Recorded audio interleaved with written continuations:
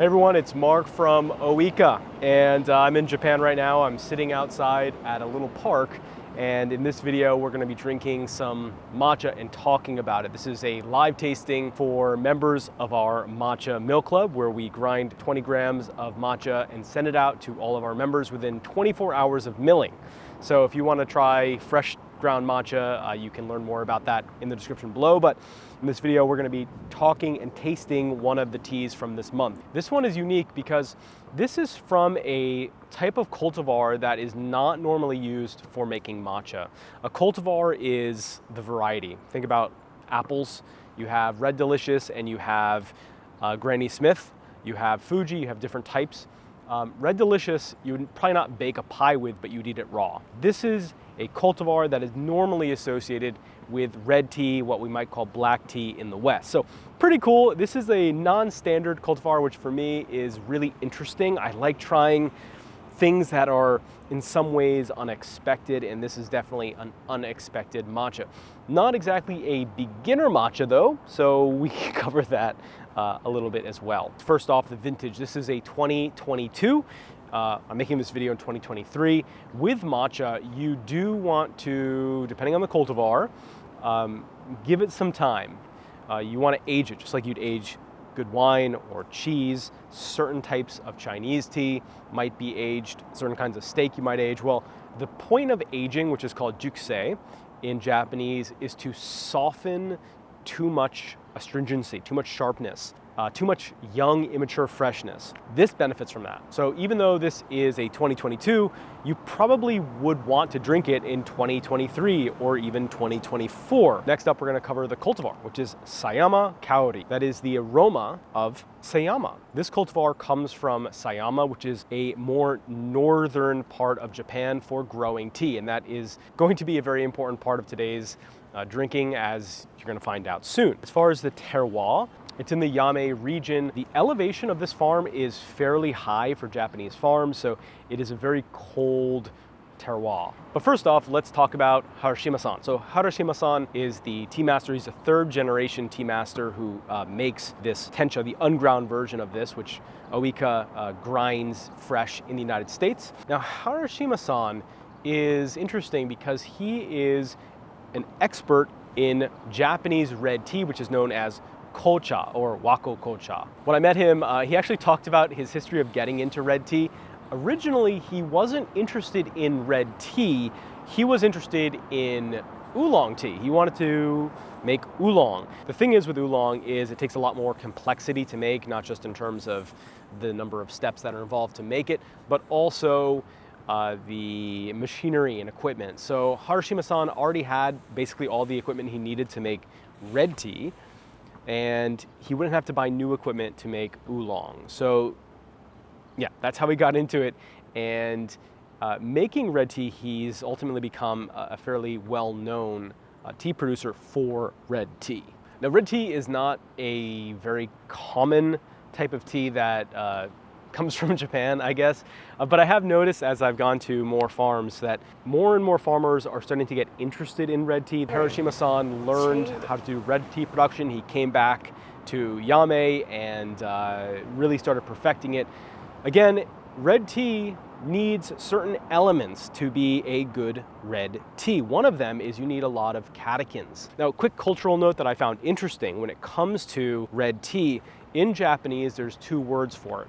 One is kocha, just means red tea, but the other is wa-kocha, literally translates to Japanese red tea. Both are used interchangeably in Japan, but I noticed in conversations with Harashima-san, he preferred the term kocha, not wa-kocha. This tea plant is unique because it has excess catechins. Catechins are an antioxidant component within the tea leaf. It's a polyphenol. Where this gets interesting is when you think about a good quality matcha, you want sweetness and you want savoriness and you want low bitterness. To oversimplify a little bit, there is a scale of savory and astringent. And when you increase the savoriness, you decrease the astringency and vice versa. In this cultivar, it has naturally more catechins. It's more astringent. And thus, when you taste it, it will taste more tannic. Although there are no tannins in tea, That's maybe a discussion for another day. So why would we want a tea variety that has a lot of catechins? Well, the answer is fairly simple. Catechins are good for red tea. The catechins are converted into theaflavins and thearubicins. They are what makes red tea taste like red tea. It gives the aroma of red tea. When we have red tea, as we call black tea in the West, we're really experiencing the after effects of a lot of catechins being converted into other compounds. Generally speaking, you want more L-theanine and you want to really reduce the amount of catechins. For Harashima-san, who produces a lot of red tea in a very cold environment, this cultivar, well, frankly, makes a lot of sense because it's very cold and frost resistant, and it also can make good red tea, which he produces a lot of. All of this gives us a lot of understanding over the tea itself, why Harashima-san, based on his history, chose the cultivar he did. I think it's time to actually try this. And I have a matcha sifter. This is a new matcha sifter that I'll talk about in future videos and content, but this is a handmade matcha sifter by a second generation wire master craftsman in Kyoto. So very special. This is something we will bring in very limited quantities to Ooika in the future. Floral and fruity. There's also a little bit of a egg custard note that I've kind of noticed. So we're gonna put 2 grams of it into our sifter and we'll sift it in. I can do that just by moving this back and forth. Okay, now I wanna have a note because I keep seeing this comment on social media. This is the chashaku. This is a tea scoop. And this is used in Japanese tea ceremony, but also more casually. In Japanese tea ceremony, this is a highly prized object. Normally these are given poetic names, and because of that, they're treated with a level of respect. So they're cleaned with a silk cloth, they're never made wet, and they definitely would never be ground against the wire mesh of a sifter. To make a casual bowl of matcha, it's completely fine. To give an example, a couple days ago, I was in Uji and I visited Sakata-san. Sakata-san is one of the most highly awarded Uji producers, therefore matcha producers in the entire world. He won first place in the national tea competition along with other awards, absolute master of Japanese tea. And when we shared matcha together, they used the chashaku against the wire mesh. So tea farmers are doing this. This is completely normal in a more ceremonial setting. You definitely wouldn't do that. In fact, you wouldn't use a sifter at all. You just put it directly into the bowl. It would be pre-sifted before the tea ceremony. You can see that it's more natural. It's a little less vibrantly green, a little more subdued, and that's frankly exactly what we'd expect. And that's based on how long this tea was shaded for, the cultivar, the intensity of the shading. All this goes into giving us information about what we'd expect for the color. If we add very hot water above 80 degrees Celsius, this is going to be particularly challenging because more of the astringency and tannic notes will come out. So we want to make sure that for this cultivar, we do use a cooler water. 80 degrees is fine. We could even go down to 70. And of course, I'm talking Celsius. Just enough to drink it in 3 sips. You know, keep things relaxed, move back and forth. Don't aggressively scrape the bottom of the bowl. You shouldn't touch the bottom of the bowl with a whisk at all. Anyway, enough stalling. Let's go ahead and whisk this back and forth and get it nice and frothy. And you can see this is whisking up real well. Let's give it a try.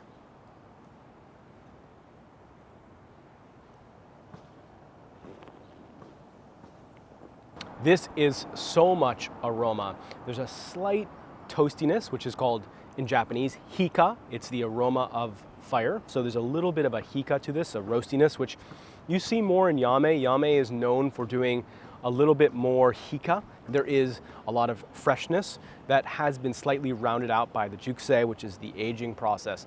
The other thing about this is a lot of floral notes. For me, it's rosebudish, sort of like immature, not fully open, kind of greenish rosebuds.